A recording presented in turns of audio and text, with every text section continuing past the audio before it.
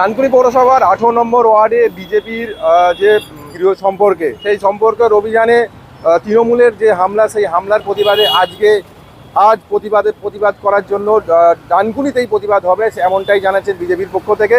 যে প্রতিবাদে সম্ভাব্য দিলীপ ঘোষ আসবেন এবং এটাই এখন সূত্রে মাত্র জানতে পারছি।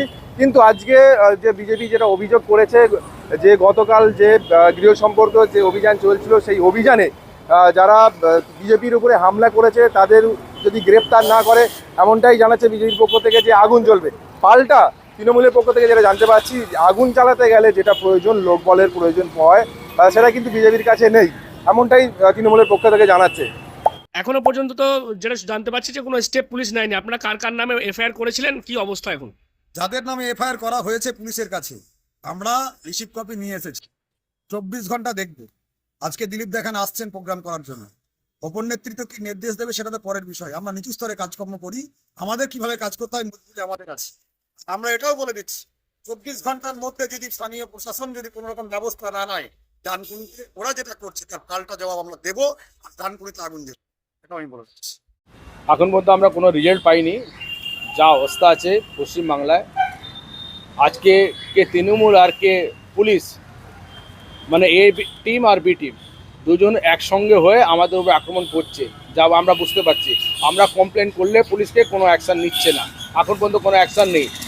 আজকেও সকালে আমার এক কর্মীকে, সুরজিৎ দাসকে, তার বাড়ি দিয়ে ফেরা, ওই ওয়ার্ডে থাকে তার বাড়ি, ওইখানে আসার রাস্তায় ওদের বাড়ি পড়ে, ওরা আবার ওকে চমকাচ্ছে, ধমকাচ্ছে, বলছে কি তুমি যদি আরও বাড়াবাড়ি করলো তাহলে মেরে তোমার পুঁতে দেওয়া হবে। আমরা এর প্রতিবাদ করছি আর করব। আজকে এই প্রতিবাদ আমাদের রাজ্য নেতা দিলীপ দা ডানকুনিতে আসছে, আমরা এই মিছিল নিয়ে বার করব, আর এই আমরা বুঝিয়ে দিব কি আর আমরা ভয়তে নেই।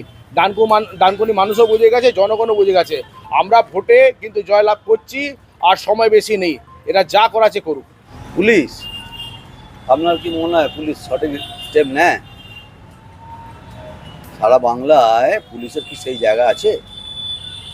সুতরাং আমরা অপেক্ষা করছি। আমরা কালকে ছিলাম, থানায় এফআইআর হয়েছে, এবং আমি কালকেও বলেছি, আজকেও বলছি যে পুলিশ ইমিডিয়েট সিসিটিভি, ওখানকার যে সিসিটিভি সেগুলো কালেক্ট করুক, তাহলে দুধ আর জল পরিষ্কার হয়ে যাবে। আমি দেখলাম বিভিন্ন চ্যানেলে বলছে আমরা মারধর করেছি, এই করেছি, মুসলিম কথা বলেছি। প্রথম কথা বলি, মুসলিম হিন্দুর এখানে কোনো ব্যাপার নয়। 18 নম্বর ওয়ার্ডটা দুর্গ ভাবছে, এই দুর্গ চলবে না। আমরা সেখানে গৃহসম্পর্ক অভিযান করতে গেছিলাম, সেখানে আমার মণ্ডল প্রেসিডেন্টের গায়ে হাত দিয়েছে, আমাকে অসভ্য ভাষায় গালিগালাজ করেছে, আমাদের মহিলার হাত ধরে টেনেছে। সর্বোপরি যেটা বলছে ওখানে ঢুকতে দেবে না। এটা কি জায়গা? এটা কি শাসন তৈরি হয়েছে? তা তো হয়নি। ডানকুনিটা ছিল না, ডানকুনিতে এটা বন্ধ আমরাই করে দেবো। ডানকুনি প্রতিটা জায়গায় প্রতিটা মানুষ যাবে, প্রত্যেকটা রাজনৈতিক দল প্রচার করবে। রাজনৈতিক দলের সেই সাংবিধানিক ক্ষমতা দেওয়া আছে। কেউ যদি মনে করে থাকে যে আমি ইজারা নিয়ে ফেলেছি এবং কিছু ছেলেকে মদ খাইয়ে দাইয়ে এসব কথা বলেছে, তাদের আমি একদম ধিক্কার জানাই। আর যেটা আমার মণ্ডল প্রেসিডেন্ট বললো, এই চুরির রুটিটা হাতের বাইরে চলে যাচ্ছে, অতীত সবাইকার জানা আছে। সকালের ঘটনা নিয়ে আজকে প্রতিবাদে নামছে বিজেপি। আজকে দিলীপ ঘোষের আসার কথা রয়েছে, তার আগে 24 ঘন্টা টাইম লাইন বেঁধে দিচ্ছে বিজেপি। বলছে যদি না কাউকে গ্রেপ্তার করা হয়, ডানকুনিতে আগুন জ্বলবে এবং পাল্টা দেওয়া হবে। কি দিয়ে আগুন জ্বালাবে? আগুন জ্বালাতে গেলে তো আগুন জ্বালাবার সরঞ্জাম লাগে। প্রত্যেক ওয়ার্ডে একটা করে তো ছেলে। আগুন জ্বালানোর জন্য কর্মী লাগে, কর্মী সমর্থক লাগে, কিছুই তো নাই। কি দিয়ে আগুন জ্বালাবে? নাম্বার 1। নাম্বার 2, আমাকে আগুন জ্বালালে আমি খুব দাহ্য পদার্থ, আমি আগুন নিজেই জ্বলে যেতে রাজি আছি। জ্বালাবে, আমি তো একাই বসে থাকি এখানে সারাদিন, এসে জ্বালা, কোনো অসুবিধা নেই। কালকে শুনলাম তৃণমূল যেটাকে তাড়িয়ে দিয়েছে, কি নাম, কৃষ্ণেন্দু মিত্র, উনি বলেছেন এখানে সোনার চেন ছিনতাই করে নিয়েছেন, একজন মহিলার হয়ে বলেছেন। তারপর তিনি বলেছেন কি বললেন, কি বল, 400 লোক নিয়ে আসবেন, অলওয়েজ ওয়েলকাম। ডানকুনিতে কী হবে আমি জানি না, 18 নম্বর ওয়ার্ডে 400 কেন, 4000 লোক অলওয়েজ ওয়েলকাম। আর আমি একটা কথা বলি কৃষ্ণেন্দু মিত্রর হয়ে, ওনাকে অনেক কাছ থেকে ছোট থেকে চিনি তো। আমি এটা বিজেপির উদ্ধবদেরই একটু সাবধান করছি।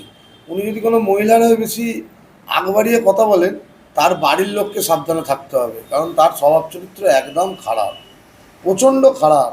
এই যে যার হয়ে বলছে, আমি খুব টেনশনে আছি তার সংসারটা নিয়ে, কারণ কৃষ্ণেন্দু মিত্র স্বভাব খুব খারাপ। পূর্বের খবর নেবেন, বাড়িতে প্রচুর অশান্তি কৃষ্ণেন্দু মিত্রর স্বভাব নিয়ে। তাই এরা হচ্ছে সমাজের উচ্ছিষ্ট, তৃণমূল তাড়িয়ে দিয়েছে, কিছু তো করে কমে খেতে হবে, তাই বিজেপিতে গেছে, প্রমোটিং করবে, ভাবছে বোধহয় বিজেপি ক্ষমতায় আসবে। কিন্তু আমি বিজেপির ছেলেদের বলি, বিজেপির নেতাদের বলি, দিলীপ ঘোষ আসুক আর দিলীপ ঘোষের বাবা আসুক, 2019 সালেও দিলীপ ঘোষ এখানে এসেছিল, কিন্তু ভুলে গেলে হবে না। আর এখানে আমি তখন ছিলাম, তাই দিলীপ ঘোষ আসবে, নিশ্চয়ই তাদের রাজনৈতিক কর্মসূচি পালন করবে।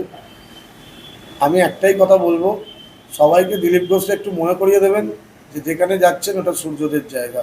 আপনি এর আগেও একবার এসেছিলেন উইথ জয় ব্যানার্জি, আর নামগুলো বলছি না, আজকে একজন প্রয়াত হয়েছেন মুকুল রয়। যাই হোক, এর বেশি কিছু বলার নেই। না, কৃষ্ণেন্দু মিত্র বলছে যে আপনি একচেটিয়া আধিপত্য বিস্তার করতে চাইছেন, ওয়ার্ডে কোনো বিরোধী দলের রাজনৈতিক কর্মসূচি করতে দিতে চাইছেন না। আমি স্বীকার করছি যে একচেটিয়া আধিপত্যর ব্যাপার নেই। আমাদের ছেলেরা মানুষের কাজ করে, আমাদের ছেলেরা একটু দুষ্টু, কিন্তু মানুষের কাজ করে, সারা দিন মানুষের কাজ করে। ওরা এখানে বসে থাকে আর মানুষ কোনো বিপদে পড়লেই মানুষকে সাহায্য করে। আমি নিজে সারাদিন কাজ করি। এখানে তৃণমূল, বিজেপি, সিপিএমের কোনো ব্যাপার নেই, এখানে আমরা সবার উপকার করি।